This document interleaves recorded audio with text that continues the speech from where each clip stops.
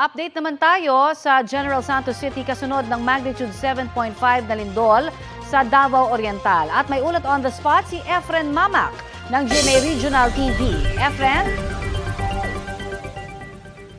Yes, Connie, rumesponde ang mga otoridad sa isang paaralan matapos makaranas ng paghihilo ang ilan sa mga estudyante.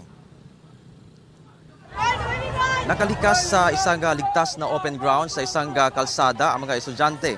Ang ilang guro at estudyante nahilo, meron ding nahimatay. Agad na rumesponde ang mga medical team para dalhin sila sa ospital. Nadatna ng news team ang mga PNP personnel ng General Santos City Police matapos nagsilikas patungo sa harap ng headquarters. Kuni sa ngayon, pansamantala mo nang inansela ng MDRRMO ang mga klase dito sa General Santos City habang nagpapatuloy ang assessment kaugnay sa epekto ng nasabing lindol. At yan muna ang latest dito sa Gensan. Connie? Yes, Efren, makikibalita lang tayo. Sa ngayon ba, kamusta ang senaryo dyan? Nakakaramdam pa ba kayo ng mga aftershocks kaya? Yes, Connie, sa ngayon wala pa tayong nararamdaman na mga muling pagyanig.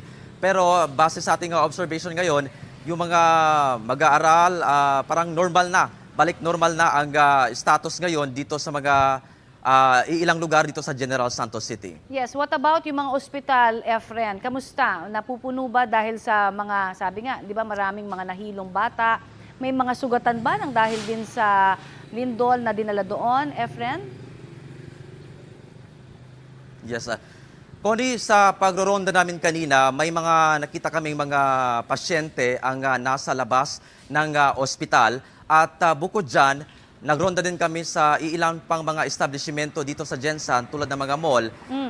Makikita natin na may mga tao o mga ang nagsilikas para makaiwas. Pero sa ngayon, inaalam pa natin kung meron mga nasugatan o parang naging dahil sa epekto ng lindol dito sa Gensan. Alright, maraming salamat at ingat kayo dyan. Efren Mamak ng GMA Regional TV.